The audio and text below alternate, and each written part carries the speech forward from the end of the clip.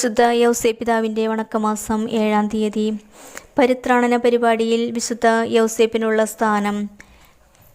നരകുല പരിത്രാണാർത്ഥം ദൈവം മനുഷ്യനായി അവതീർണനാകുവാൻ തിരുമനസ്സായി. ഈശോ മിശിഹ അവിടുത്തെ പീഡാനുഭവവും മരണവും പുനരുത്ഥാനവും വഴി പരിത്രാണകൃത്യം നിർവഹിച്ചു. എന്നാൽ മിശിഹായുടെ രക്ഷണീയ കർമ്മത്തിൽ അവിടത്തേക്ക് വിധേയമായി മറ്റു ചില മനുഷ്യവ്യക്തികൾ സഹകരിച്ചിട്ടുണ്ട്. സർവോപരി പരിശുദ്ധ കന്യകാമറിയം പരിത്രാണ പരിപാടിയിൽ ഈശോയോടുകൂടി സഹകരിച്ചു.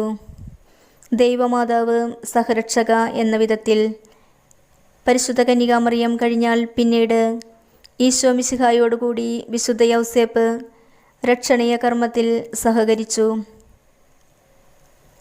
മനുഷ്യാവതാര കർമ്മത്തിൽ